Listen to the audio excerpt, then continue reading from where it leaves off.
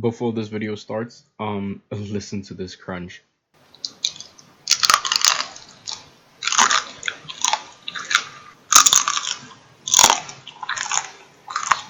Those onion rings suck so much. They're so bad. Oh my god. Okay, ASMR aside, do you remember the first time you realized you weren't special? The first time you realized that you weren't meant to be the greatest of all time? Do you remember that day?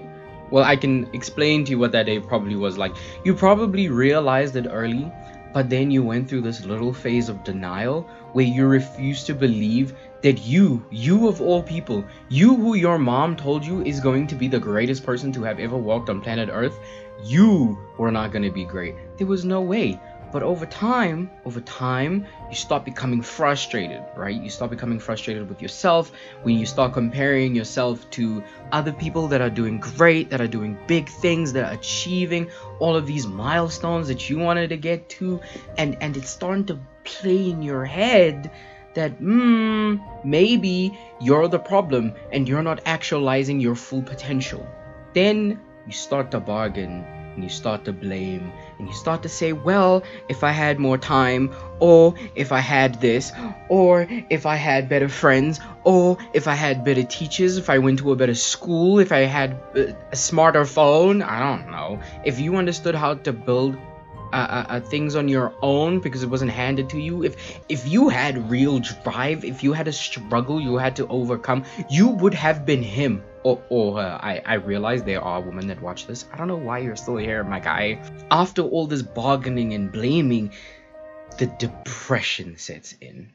You start becoming sad. You start going through existential crises. What's the point of doing all of this if I'm not gonna be great? What's the point in doing all of this if I'm not gonna be the 1% of the 1%, the 0.0000001 sitting right at the top? What's the point if I'm not the best?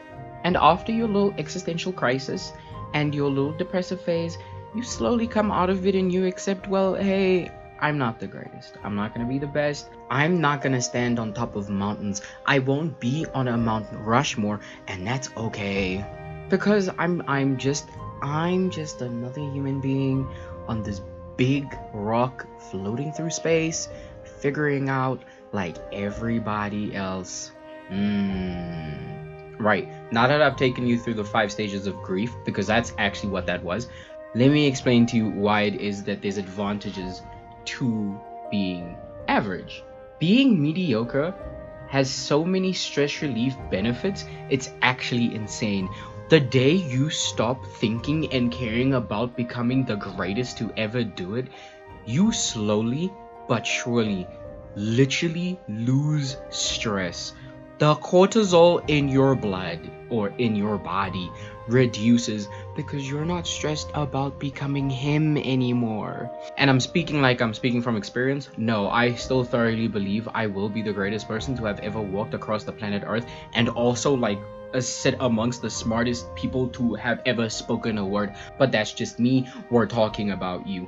Any which way, once you've let go of this need, of this want to be the greatest, this need that you didn't even have. You know why you felt you needed to be the greatest? Is because your parents and teachers told you you can be anything and everything you put your mind to.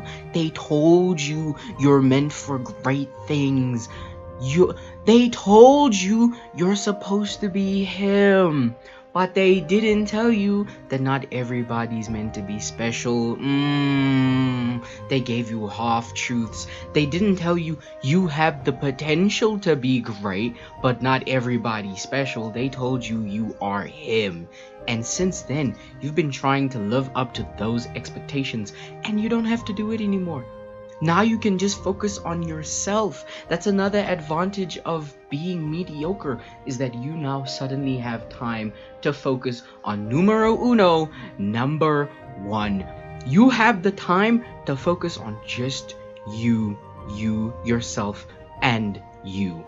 How great does that sound? How amazing does that sound? To not have to worry about what other people think, about the ideas and perceptions that other people have of you, but to know that in your mediocrity, you stand so proud that you can literally do whatever it is that you want to do without feeling bad, without feeling behind, without feeling depressed, without thinking that you're supposed to be further ahead in life. Why? Because mediocrity doesn't care how far down in life you are. So long as you're not in the trenches, you're doing great. You're doing amazing. And that brings me to the next point. The next advantage is that you can fully enjoy your life. You can fully enjoy the things that you want, because now you're not second guessing the decisions that you're making, because it doesn't mean anything in the grander scheme of things. You're not making decisions for the betterment of society. To hell with society. You only care about you. This is the time in your life you're allowed to be as selfishly selfish as you'd like to be. Because there's no expectation for you to be any better. You're mediocre already, and the plan was to be mediocre, so you did it. You achieved everything you wanted to achieve, and there's no second thinking about anything, so you can enjoy every single moment like it's your last, because the hell, it may as well be your last. Every day is the same. The next point is that you're free of the expectations you set yourself and the warped realities you had when you were much younger, like at 14, 15. I told myself at 14, 15 that, hey, by 22, we're gonna win a Nobel Peace Prize and have a grant of $1 million. Well, actually, it was 1 million euros. I'm gonna have a grant of 1 million euros to design an entire space station to put people in space as tourists. Literally a space station for the ages, where you're not just going up there in spacesuits because we need you to collect samples. No, you're taking vacations up there. That's what I thought I was gonna do at 22, and that's ridiculous. Am I gonna do it? Yeah, I'm still gonna do it. I'm still gonna do it down the line, like somewhere in the future. I'm probably gonna be like 50 something, but I've realized I can't do it at 22 because that's actually insane. And plus, I'm now studying psychology, so I'm putting all the space stuff on a bit of back burner so I can get to it later. You feel me? Anyway, so you become free of the shackles of expectations and warped realities you put yourself in according to other people's thoughts. Stop living for other people and start living for yourself. Yeah.